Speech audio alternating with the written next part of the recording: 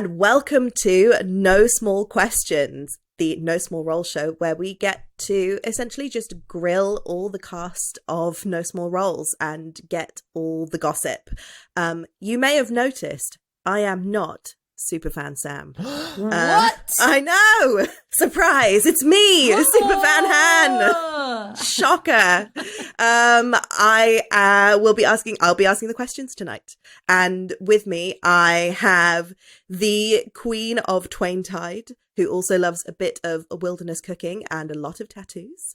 Vicky Gaskin, who plays Juna. Heya. And we have the fabulous person who pulls all the strings of fate, the amazing David Knight. Hi, how's it going? Tonight, I will be asking questions that have been submitted via the Twitter, Instagram, Facebook, Discord, and even in the live chat we have on our Zoom today. We have our lovely patrons from Patreon joining us, some of them. So if you would like to be able to join us live, get on Patreon, become a patron, and then you can be part of this amazing experience. Come join us. Yeah. It's really fun. And I'm not just saying that because I'm a super fan. I guess this is when I need to do a spoiler alert. This episode of No Small Questions will be asking questions about episodes up to and including episode 63. So if you haven't listened to any episodes prior to that number, please go do it now and then listen to this, unless you want to spoiler it for yourself for some reason. I don't know why you'd want to do that. Maybe you have anxiety about not knowing things. I don't know. David does that to us all. I fully relate. Mostly in dealing it out more than, but no, I do. I fully relate. I think I'm just going to dive right in with questions because we have some really, really good ones and I want to get through as many as possible because they're great. And let's go. Juicy as questions. Ross Meikle rhymes with treacle said on Instagram, I predict excellent banter. So we want to have a lot of room for the excellent banter. Ambulance. Stop! Lightning bolt. You know, it actually is written like that as well. I'm looking at the question now. It's written with a star and a lightning bolt. I love it. It's because he knows what he's doing. Yeah, good old question monitor. So, to kick us off, Robin the Fairy Bard asks, both of you, in my home game, all of us player characters have just celebrated Whisperween and had to describe the costumes we were all wearing. If the Abraca lads were to do the same, what would they dress as? Oh, that's a good one. That is a great so question. Vicky, do you want to go first? Or because otherwise I'm going to decide for everybody else. I'm going to dress up all the other characters. I know, you do it first and you say what you think Juna such will a be in. DM and then, like, you attitude. do everyone and then I I'll feel tell you like- whether you're right. I feel like the obvious one for Juna is obviously like a witch, you know, going, you know, your full wide brimmed hat, broomstick type vibe. But also, I think she could really work as a pumpkin. I was going to say, I think she'd do a bit of a, like, creature ween. Like, I think she'd dress up as, like, a black cat. Would she Mm, do a Heidi nice. Klum worm because of the worms? It was terrifying, that costume. Oh, I changed my answer to that, Hannah. That's the one. Yeah. The first time I saw that picture, it was just the middle of her face, and it was terrifying, and I clicked on it. No, I think that would be... Hannah, you answered the question so beautifully. But I really Thank like you. the idea of Juna dressed as a little black cat. That sounds really cute. Yeah. Yeah. But I I would dress Juna as a witch, like a real traditional witch, with the green face paint and Aw. everything. She'd be so cute. I think Gwendolyn should be dressed as Gubbins. That's what I want. Like a massive Gubbins. Gwendolyn does cosplay, doesn't she? Oh, 100%. I can 100%. see nerdy little Gwendolyn definitely cosplaying when she was younger before she went to monk school and started properly training. like really specific niche people that they're like, this is amazing, but who are you? And she's like, well, actually, I'm like this very particular character that I read about in this scary book once. And everyone's like, okay. Yep. Who would Enkidu get dressed up as? I think he'd do like a sort of classic warrior look kind of thing, wouldn't he? Yeah. Well, mostly because I can imagine he probably wouldn't want to be out of armor just in case. Yeah. So he'd have himself protected. Even though it's a costume, it's like still functional. I can really imagine him dressing in like a full suit of proper armor. Like, I am a haunted suit of armor or something. And all things that he owned anyway, but he sort of put together. I can finally wear this. I feel like Guy might go as himself.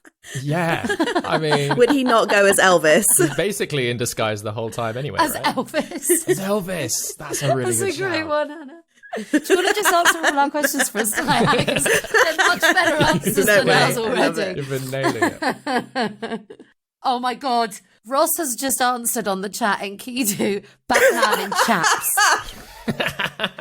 Which trumps all those other answers now. That's incredible. I can so see him as Batman. Yeah. Yeah. Oh. Would Orin be the Robin to Enkidu's Batman?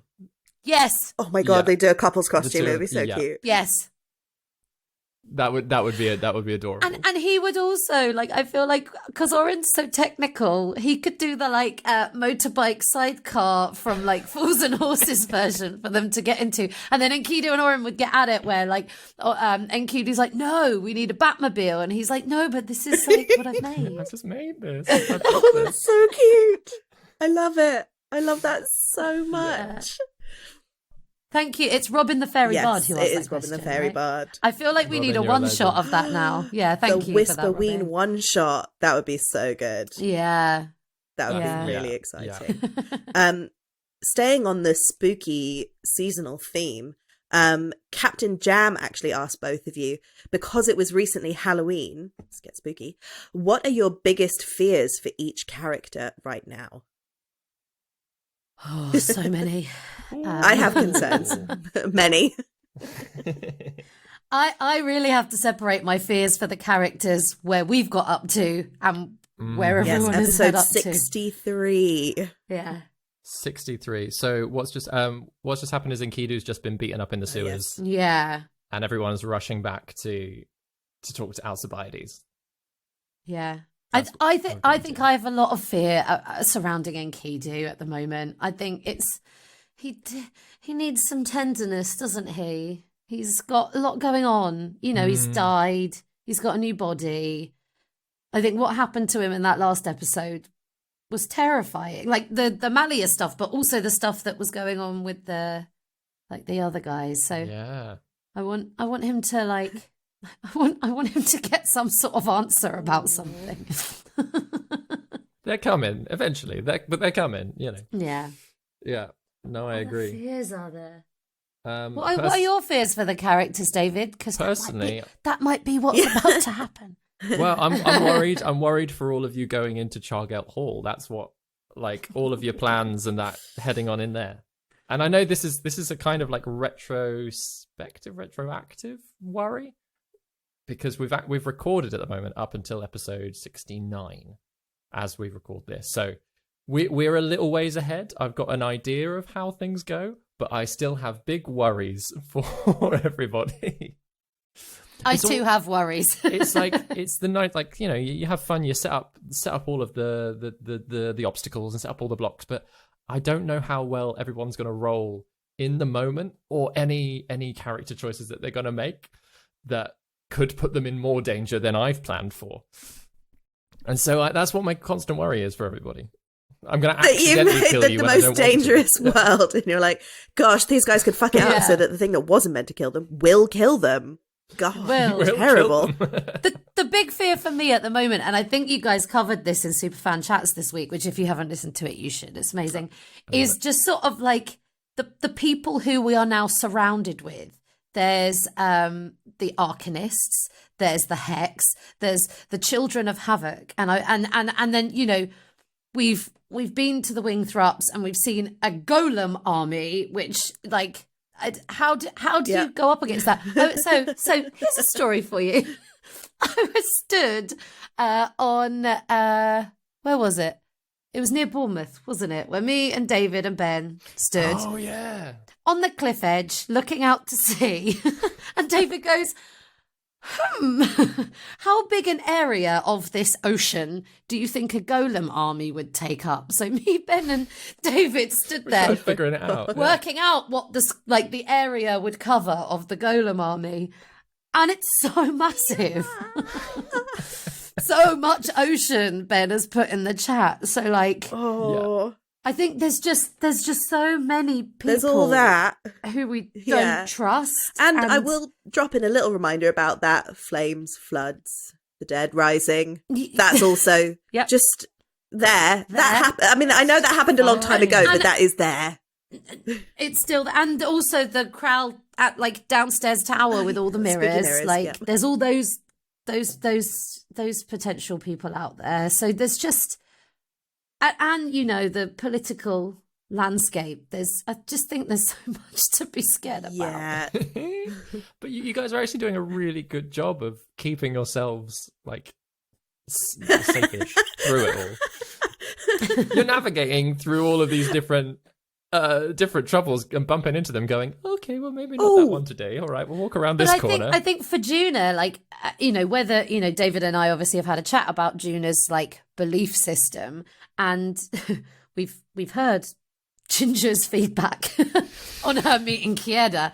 So you know, in Juna's mind, she's been sort of like, she exists to sort of keep the balance, right? And to sort of, she feels like she has a place in the like bigger mechanics of the world. So I think my fear through Juna is, I think she's working out, well, how do I fit into all this? What do I need to do? And she's sort of in her mind gone, well, all of these young'uns are like her. Essentially, she thinks of them as like the Power Rangers, and she's there to sort of support them and stuff. And so it's like how does she use her powers to make a difference? And it's so much bigger than I think she ever thought it would be. Are you scared also that Juna is secretly for the dark rather than the light? A little bit, or the yeah. balance. I was going to say, is there a fear in there? And I think as well, I think Juna believes that all of the gnomes think that they're for the balance, because that's sort of how she's been trained. So I think meeting Kieda, who doesn't think that, like, I think maybe, you know, that it's not going to take much to rock Juna's confidence, because I think the cracks are starting to show in something that she's been so strongly tied to for 200 years and her whole entire life. So I think it's sort of like, well, like, why do these things happen when we touch? And I think there is that fear, but there's also the fear of Juna going, but what if I'm this, and what if I'm that, and what if this entire way of living isn't like she sort of Losing swayed that her balance faith in some way, or getting really, at least really existentially confused. Yeah. David is giving nothing away. No, I mean, And the big fear, which is baby David. hello. The scariest of them all. It's fine. Everything's gonna That's the be scariest thing a DM fine. can say. do you know he said everything's going to be fine right before the dragon statue at the Oh, Winthrop? yeah. I mean, yeah. I mean, it was, to be fair to you. That's the because thing. it I was a like, different timeline, but- I've just at that point killed 2 characters. I just need everyone to like feel the feels, but also like it's all in the plan. Don't worry, it's gonna be all right. That was so horrible. Well, we actually have a question for you, David, from Pippa, who is here in the Zoom with us right now. Hi, Pippa. Hello, guys. Hi, Pip. Hello. Hey, super fan. Hey. Hi. I have a surprise, music-related question for you, David. Lovely. Yes. As Enkidu entered the Queen's Comb in episode 62, I think we might have heard a variation of the Wingthrup melody underscoring the description of the honey factory. Are you giving us some sneaky musical clues that the Hex and the Wingthrups are much more closely related than we currently know? Or are these themes deliberately quite similar? That is an outstanding question. That is an That's amazing like question. researched, paying attention, Yeah. super fan. I write threatening themes fairly close together. I think the other thing, like in those two moments, I've got a real thing for the hammered dulcimer at the moment, which was quite heavy in the Erida Wingthrup stuff, and then has kind of been brought in with the Hex music as well to pick out the melody for it. It's not purposefully, actually, in that moment. I do drop a lot of hints in the music, though, I'll be honest. So if anyone's listening to things, and yeah, Pip, basically I do it for Pippa because I know they're going to be there being like, oh, let me see, what does this mean? I have to go back and re-listen Well, yeah, with my right. music Yeah. here. In that instance, not so much. What I have been doing, actually, with the Hex theme at the moment is every time Enkidu's done something slightly criminal or like used his criminal contact, I've been using the Hex theme as a suggestion of like, that's the kind of stuff that he's been doing. So the whole time he's been in For Lost Vale, like he's had this constant like poking of like the Hex getting closer and closer to him almost, which has been a lot of fun. But yeah, no, not explicitly linked those two. I do quite like writing music that like little motifs that sound similar, because then it's super easy to like flip between them as well. Like it's so much easier to like weave 2 or 3 different themes close together if, you know, they're kind of all following a similar cadence. But yeah, no, I do enjoy the Hex theme though. A lot of it I've pulled from way back in the Berrien Fields arc. I realized like we've really only had like hints and moments of the Hex theme, but like in that there was like a couple of Hex fights. So when it came to writing all of that stuff with Enkidu sort of being trapped, I kind of like grabbed huge chunks of that older melody, and there's actually like a Hex B melody that hasn't been used Ooh. since then. That's kind of then interwoven in with it.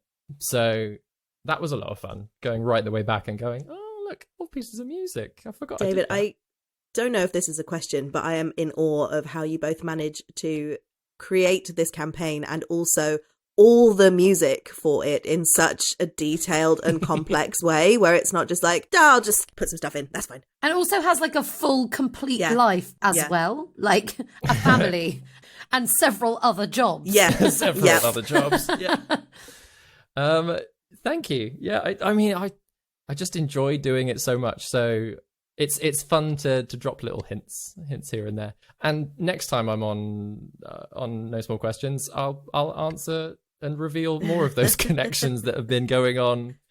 But I feel like some of them are minor spoilers, so I will mention no more. Ooh, how much? Oh, Pippa, have you spotted any more? You know, we'll have to have a super fan get together and put our heads together and obsessively go over the entire score from the last few episodes. Try and pinpoint it all. Please do. That's what I want to do. Preempt the DM. Yeah.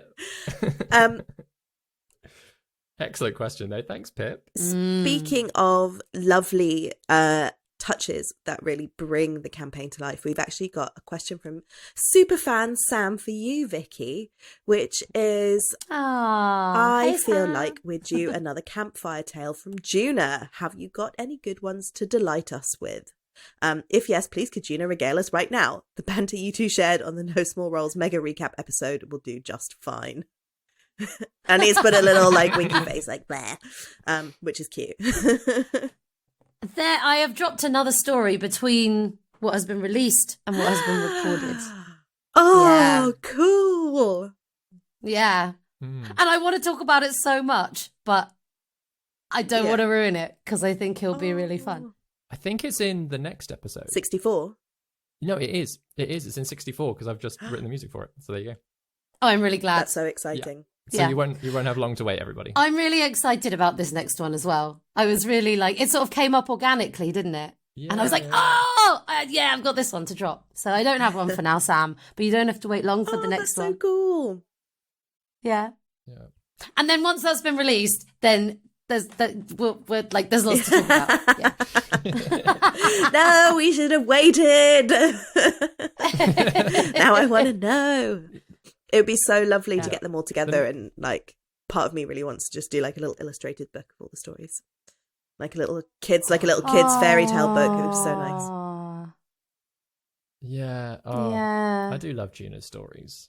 What I do love about them is how much you can pull out of like how. Yeah, it's interesting. Like listening to them, quite often we're listening in character, so everybody kind of like responds in character to them. But I feel like all of us also then go, oh, "Wow, okay, I can personally take something away from that." Yeah, they take a while to write. Hence why I'm not spunking one out in the next more questions. Fair enough. You have to save it for when it's right. But no, but there is one, and this one is slightly different to the others and sort of has a bit of a special place in my heart. And will do to someone who is definitely listening right now. I'm going to say Oh my no more. god, there's so many.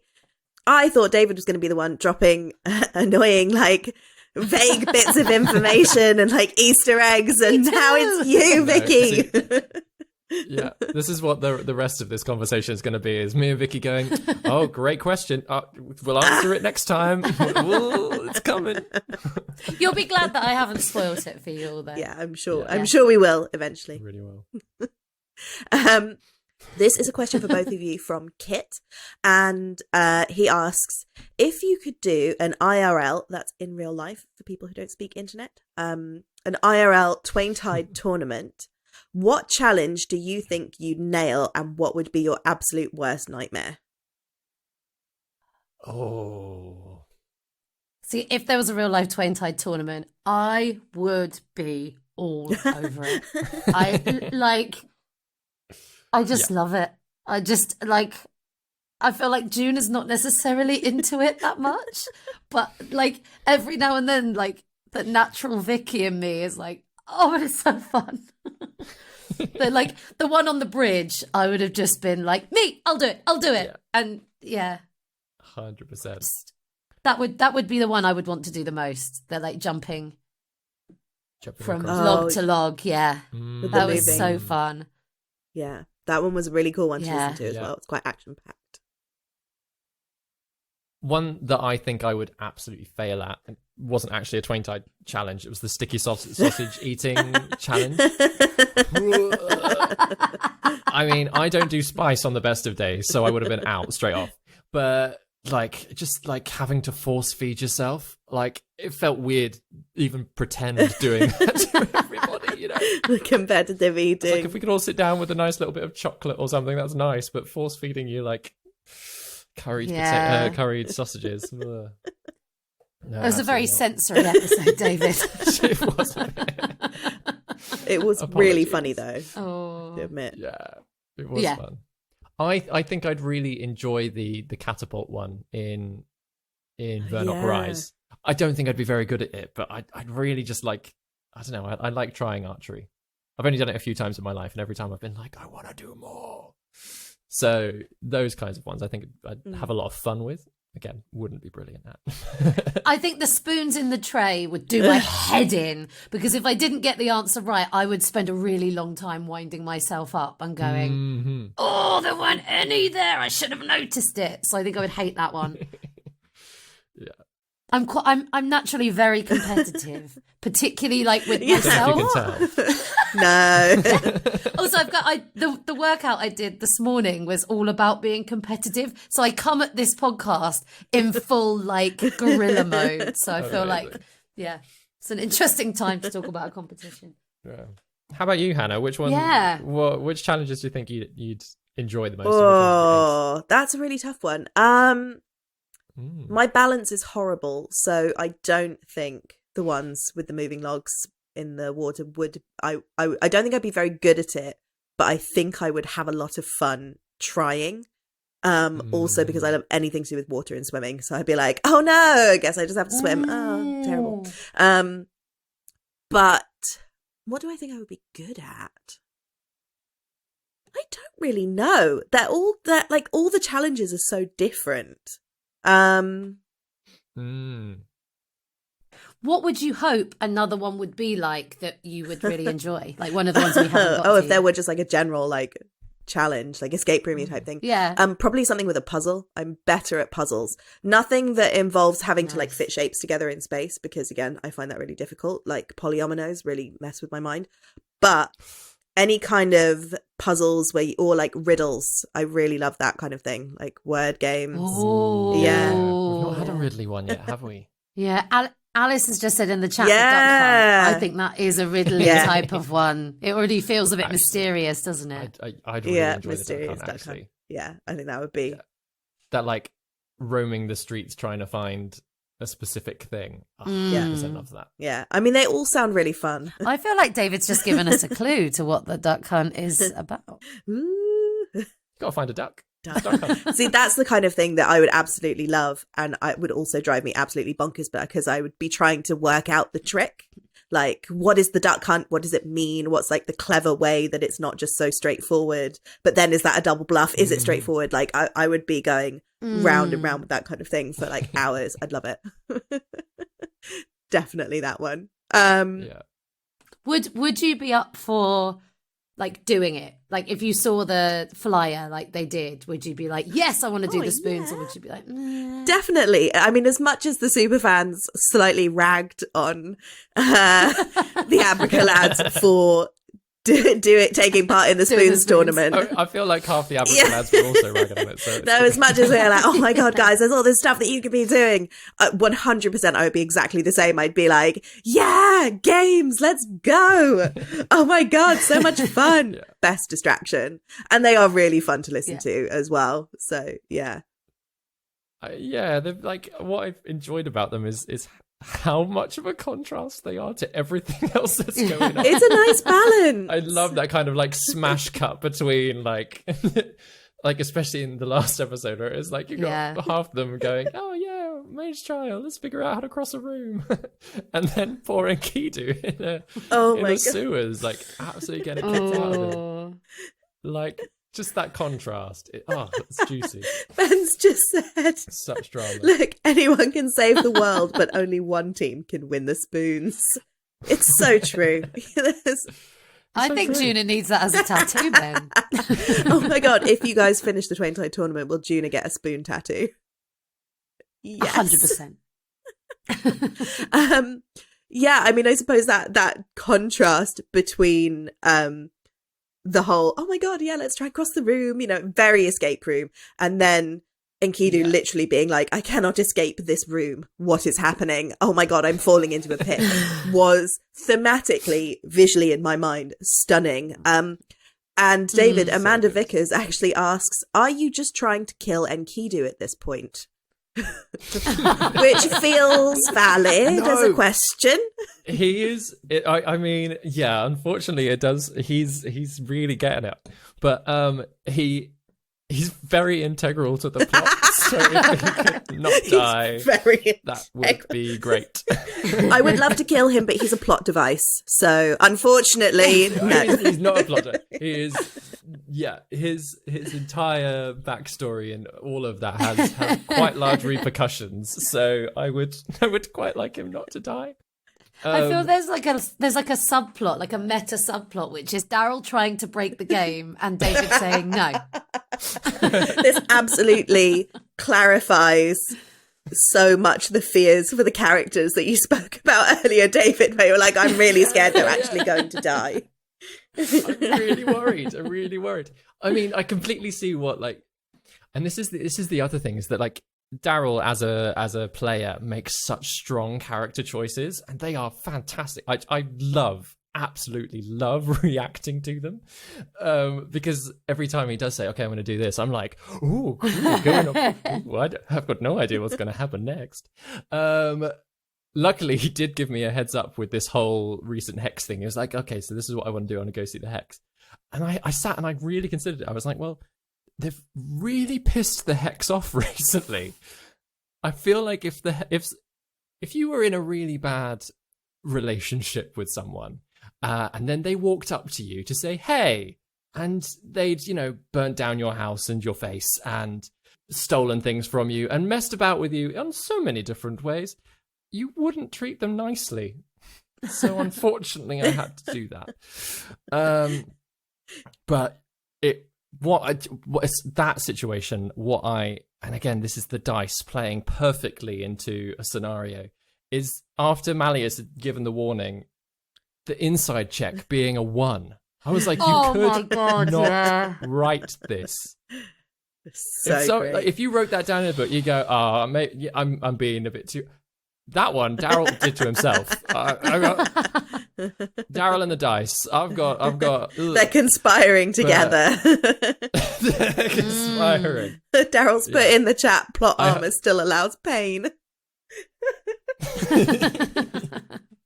It's so true. He'll get answers soon. It's in the plans. It's in the plans. Everybody, don't you worry. Amazing. Yeah.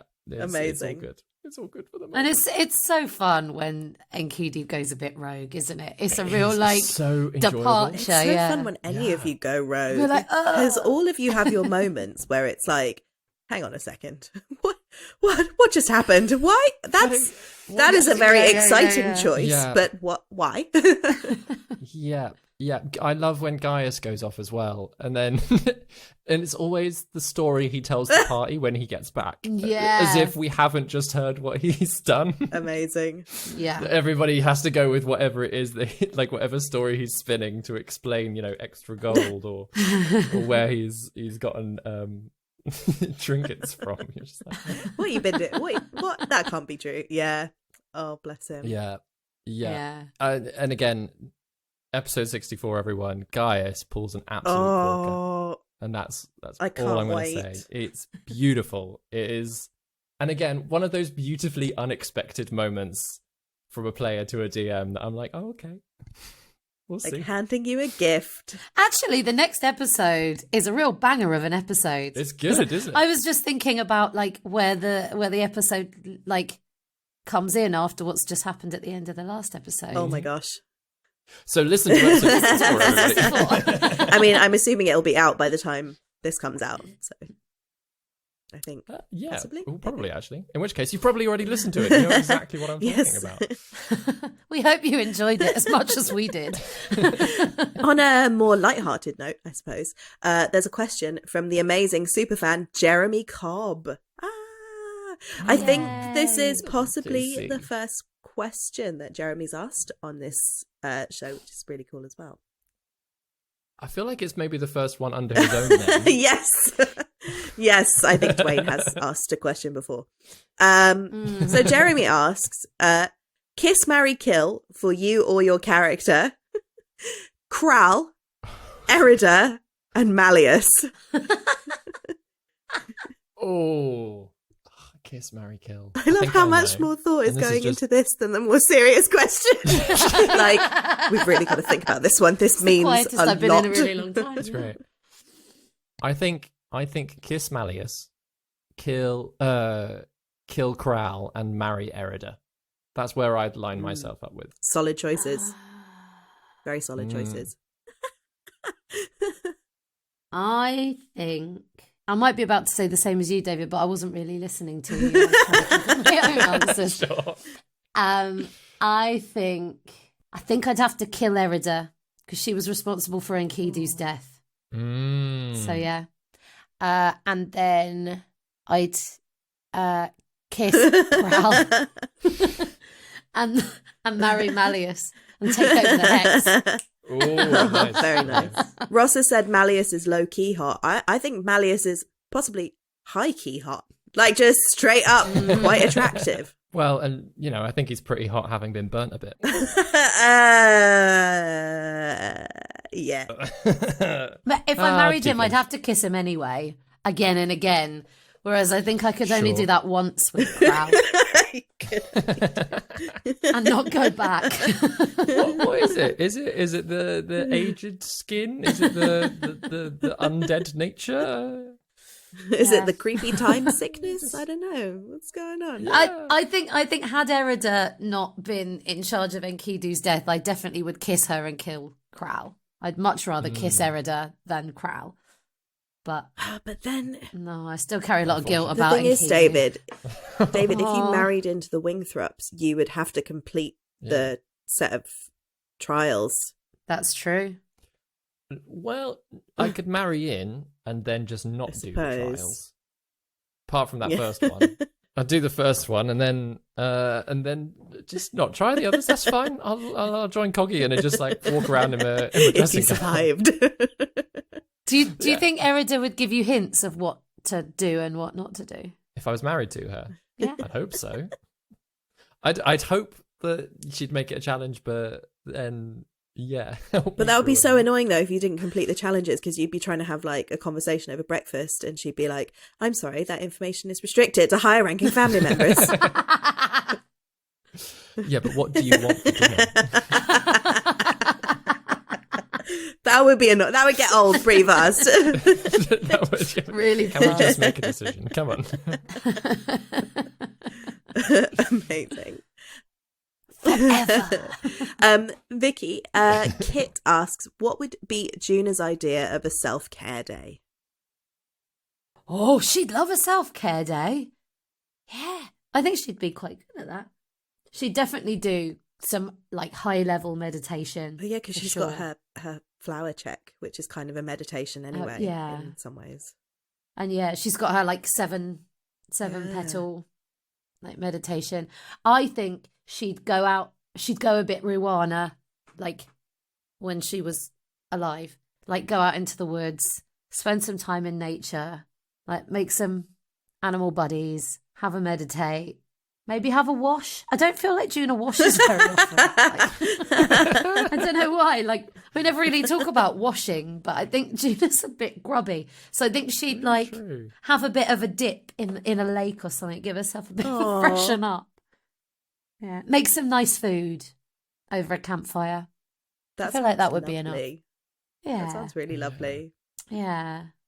It's a really interesting point, and Ben's just commented too. We don't talk about you guys washing or going to the toilet or any of Well, those very normal things, Gwen- do we? No. I know Gwen it kind did of- have that episode where she like did when? very specifically ask for a bath. That's true. That's true. So out of everybody, Gwen was the last person to wash. Gwen is the So- cleanest. Oh yeah, Guy had a shower, says Ben. Guy had a shower. No, that's true. Guy's had a shower. Guy's winning. He's the cleanest. Yeah, I feel like, especially that, And like, Kidu what... does prestidigitate. Oh, retcon. And Kidu does clean his clothes with magic very often. He does. Yeah. Maybe that's the thing, is that actually you guys don't have to wash as often because you've got prestidigitation. You basically got Enkidu just like cleaning you all the time. Yeah. Just making sure everyone smells nice. And then like the smell of strawberry daiquiri just floating around the whole time. Yeah, part of our long rest is like having a shower or a bath. But yeah, I don't think Juna is a big washer, like generally. So I think, yeah, that's part of the reason why it's never been discussed from Juna. But we should talk more about going to the toilet. Let's Yeah. do it. Let's sound Not it. like there's anything else Yeah. you guys need to be getting on with in the Thinking about.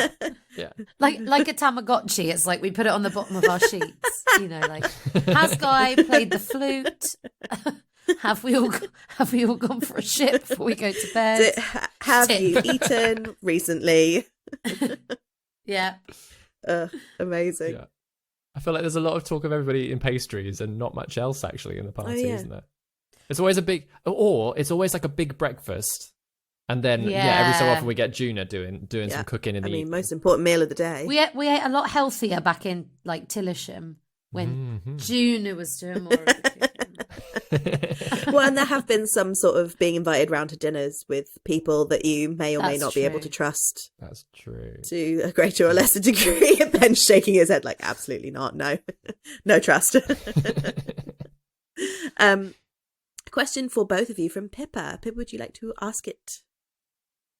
Hello again. Hi. Hi, Pip. Hello. With the upcoming D&D Honor Among Thieves film being released early next year, along with the second season of the Legend of Vox Machina animated series as well, could you also see Notable Roles working as a film or a TV series if money were no object?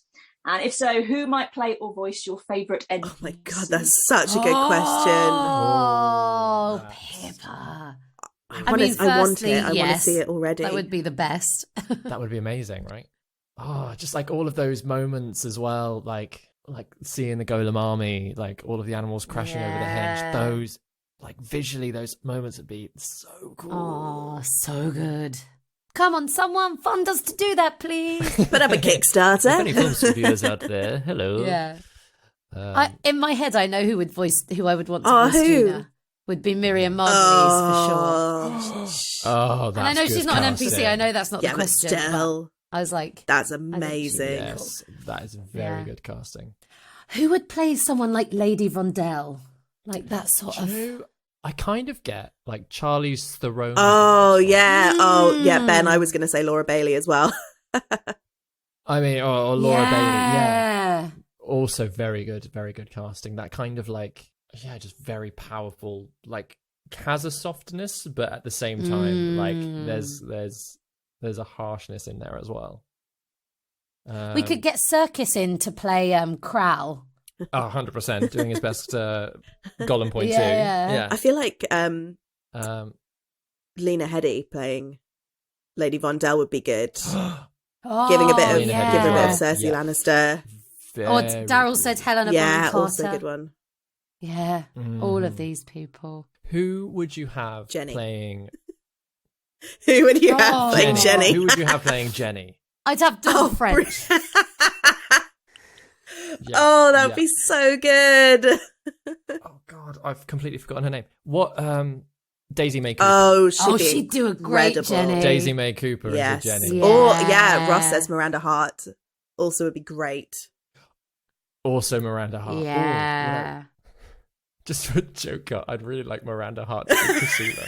She does not fit that casting at all. I'd really enjoy it just to see what she does with it. Oh, Kasula would be a great one to cast. Who would consider that?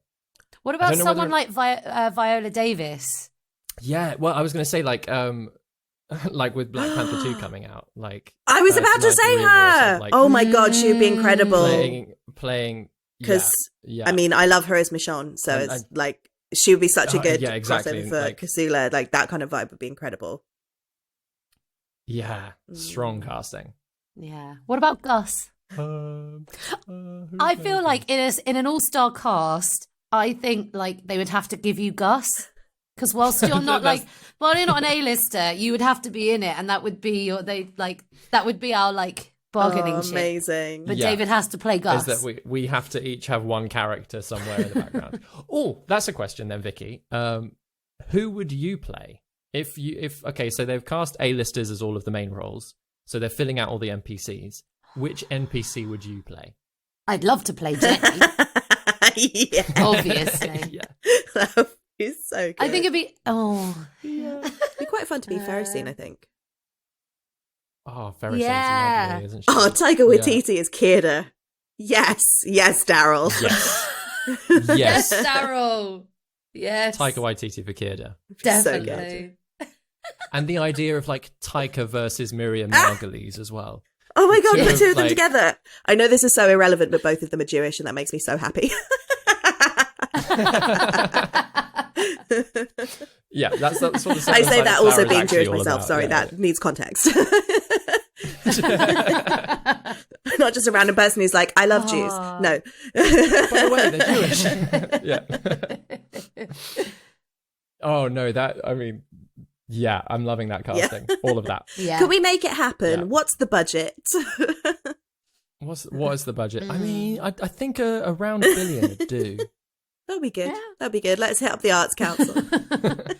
Yeah, there's plenty of money in the arts at the moment. We can't get into that on No Small Questions. We can't. As much as I want to, we can't go there. But this was an excellent, Such a good excellent question. Thank you so much, Yeah, Pip. Brilliant, brilliant. We could do a whole episode on this Yeah. question, Pippa. Yeah. That would be so great. Another great question that came from Kit, actually, which was asked on the Welcome to Dragon Talk interview. And it would be really fun to put it in the No Small Questions. So Kit has asked, if you had a dragon horde, what would be in it? Ooh. Suddenly looking around at the large collections of things I have going. Oh, what if I could just choose one of those things? What would it be? Leggings. Leggings. I have so many Oh my God, leggings. Vicky, me too. Leggings What? dragon. I love it. Any particular styles in the pile, or are you like? Well, they would all have to be from size inclusive brands because fuck anyone who doesn't do that. And just lots, like lots of different colors, different styles, different thicknesses, like quality leggings. Well, Yeah. I mean, you'd have a horde, so you'd need the Yeah. best, right? Yeah. I mean, it probably wouldn't, but it's the thing I have the most of. So what you're saying is you already have a leggings hoard. I have a leggings hoard, yeah. Many a conversation is had over the space that is taken up by leggings in my house. What about you, Hannah? Oh, What I mean, kind of leggings do you like? I love leggings. I love all kinds of leggings. I mainly go for ones that have ridiculous prints on them. I think my favorite pair are ones that just have slices of pizza all over them. It's pretty good. Nice. When we meet in real life for the Yes. first time, Oh my we God. have to both wear our most outlandish Yes. leggings. And I've got ones with a unicorn on one side and a robot on the other, joined by a rainbow. Oh so my I'll wear those. I don't God. wear them often because I'm going gonna have to up my leggings game so much. Yes. The two of you are kind of convincing me that maybe I should start a horde of leggings. Yes. This is all I'm hearing. right Yes. You should, David. Absolutely should. If I were going to hoard any kind of clothing, it would be jumpers. A thick woolly jumper. Wah! You have a good jumper collection. I do. You guys do. as dragons would be so cute. Be like, haha, we have found the treasure. It is mainly sensible clothing. Fantastic. Exciting and patterned, but Take your pick. But don't, because I'm a dragon and I'm guarding it. yeah, come on, don't touch my jumpers. Superfan Sam's got another question here for David, which is, Ooh. David, as you know, Sarah and I are expecting a little adventurer to join our ranks at the end of March. Congratulations, Sam! Oh, so yeah. Congratulations. I hope you get some sleep. Well, as a fellow D&D dad, haha, cute. See what it did there, Sam. Nice. Can I count on you to immerse both of our halflings in the world of D&D when they reach playing age? And what do you imagine that fantasy world might look like? This is such a wholesome question. God, I know. So wholesome. Absolutely. Obviously, yes. Let's do that. So my little one's just turned 3. And what is really exciting is how much roleplay she does as play anyway. All of the time. It's like, okay, you're going to be Chase from Paw Patrol. I'm going to be Ryder. And then we just run around pretending to be different characters. Yes. So Brilliant. this is straight out to Sam. First of all, Sam, never show your little adventurer Paw Patrol. Don't do it. Don't do it. And for a third time, don't do it. But, and I feel like I go on about this a lot, show them Bluey. If any parents out there, and actually anybody who's not a parent, you need to watch Bluey. It's on BBC iPlayer, it's on Disney Plus. Go and watch Bluey. Bluey is this little family of Australian dogs, and what they do is play. They play pretend. So it's like as if it's like a normal family setup, like mum, dad, and 2 girls, and they just play pretend. And what is brilliant about Bluey is how many games I have discovered to play with my little one. Aww. By watching it. And then, you know, she's got the example of like seeing the game, and then we just go and play the game. So if we were to go into like roleplay fantasy world, they've already got like Shadowland. They've already got like unicorns getting married. All of these little examples of little scenarios. And I feel like we could just straight up move that into D&D. So Me, good. Sam, and our little ones. That, Yeah. Oh my God. Can you just record it as an adorable podcast? Yes. That would be the most Yes. wholesome thing, is Oh my listening to God. your Yeah. little ones play D&D. Yeah. No smaller role, says Ben in the chat. Smaller rolls. Oh, that would be so cute. Aww. Toddler edition. Yeah. Aww. Yeah.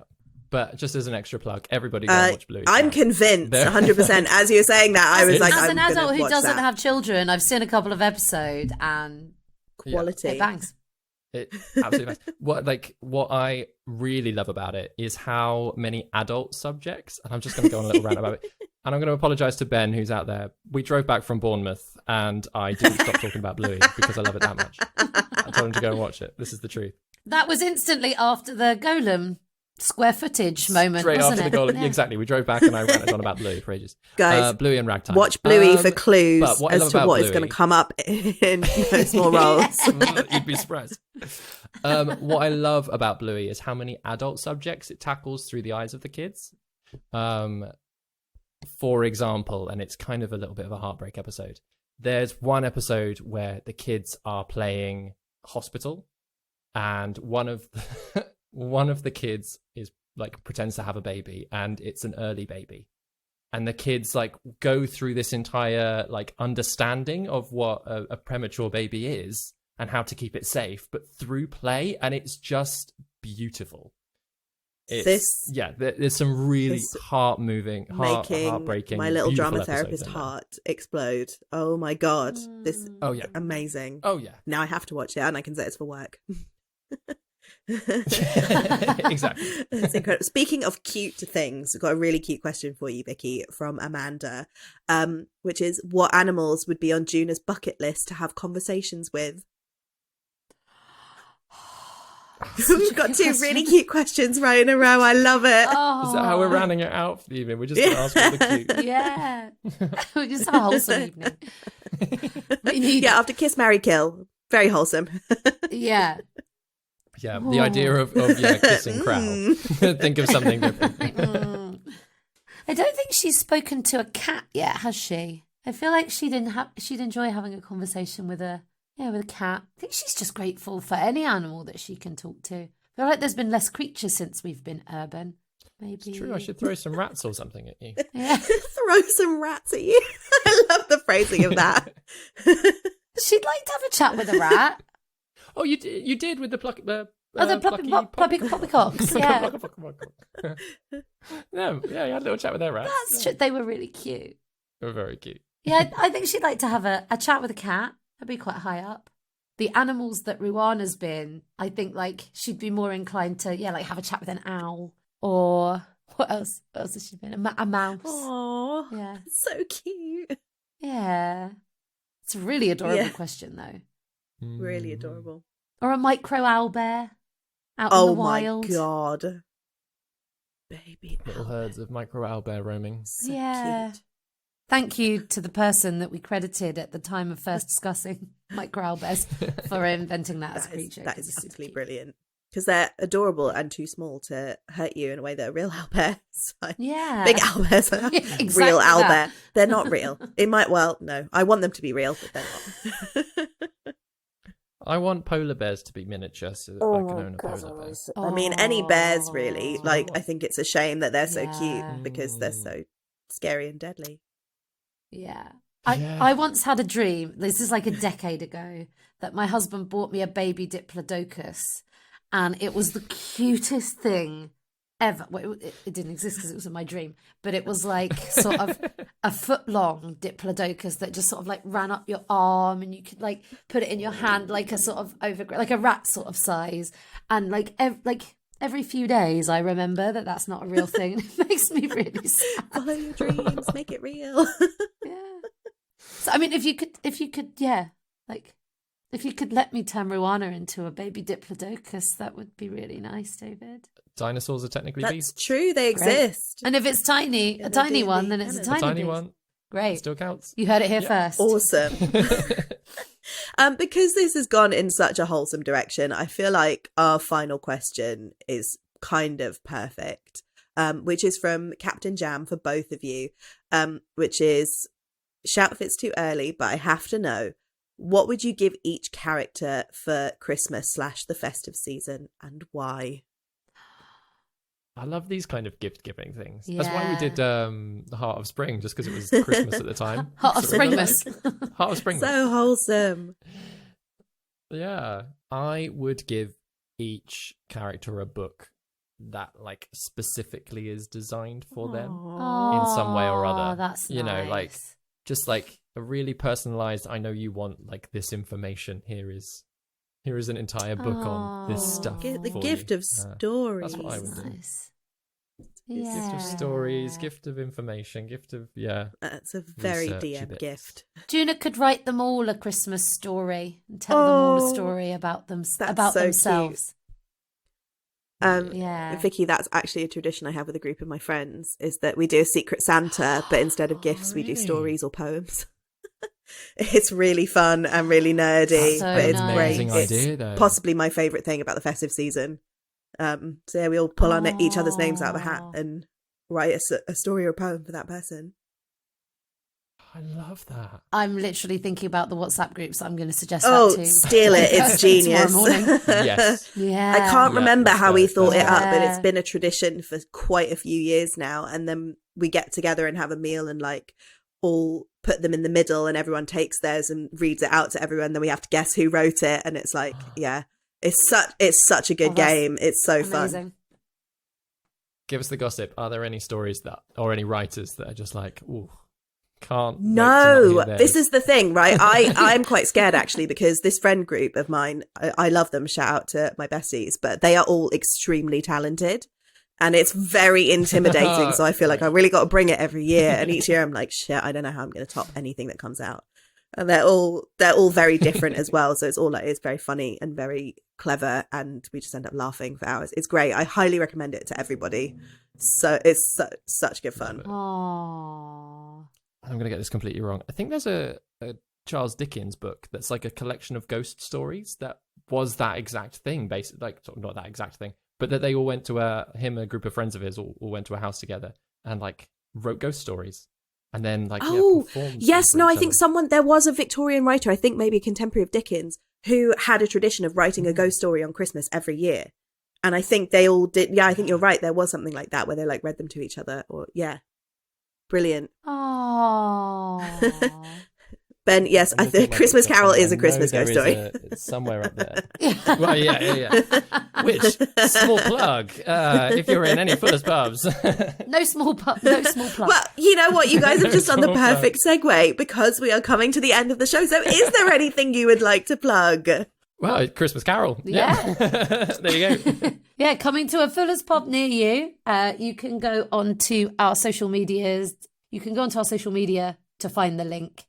Is the easiest way to do it. We're going to Fuller's pubs among the south of England from the 2nd of December till the 23rd of December. Ben Galpin will be playing Scrooge. Woo! The glorious Scrooge. I'll be playing a bunch of characters, half of which you go, they real character in that story.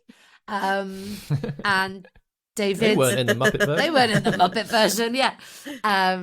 And David has done all the music, and Grace has done all the costumes, and I've made a lot of the props and Wow. trunks. So it's You got have actually, haven't you? Yeah. it's got no small roles That all sounds over it. great. And if you're coming, tell us that you're coming, because then we can come and say hey. Yeah. Because Ben and I will be at all the shows. Because Because you're in them, yep. and Ben's contracted in now. And the link will also be in the show notes, so you can go on the social media or you can look in the show notes. Me, Ben, and Daryl actually had the pleasure the other day of sitting down with Shelley Mazanoble and Greg Tito from the Dragon Talk podcast to talk about their upcoming book, Welcome to Dragon Talk. Long title. It's a very long title. Shelley is known for writing long titles, as we learnt very quickly when chatting to them. But yeah, so I mean, it was an absolutely fantastic opportunity to talk with them and chat. Yeah, their experiences of basically being like the people in the middle of D&D for the best part of 10 years, if not more. And yeah, just the amazing guests that have had on their podcasts. So yeah, check that out. Which if it's not out now, it will be out Yeah. soon. And also buy their book, I'm assuming. Yeah. Oh, buy their book. Yeah. Welcome to Dragon Talk. It's really, really interesting. It's a really good read. Very entertaining, actually. Very entertaining. That's my official. Very, Paul quote. very entertaining. Yeah. Fantastic. Oh, this has been an absolute delight. Thank you guys so much. I've had so much fun, and thank you everyone for your phenomenal questions. And thank you, Oh, Hannah. it's been so much you, fun. Hannah. I want to do it It's again. been so nice hanging out. Yeah. Come back. I think that's it from us. So I guess all that remains is to say the infamous catchphrase, which I definitely do really well all the time. Do we usually count in on this episode, or is it more like Superfan chats where I just kind of wave my arms in the air and hope we all say it at the same time? Do that one. Oh, we're just gonna go Are you for it. ready? Yeah. Okay, cool. Yes. A non for But now. now. Yay. Smashed it.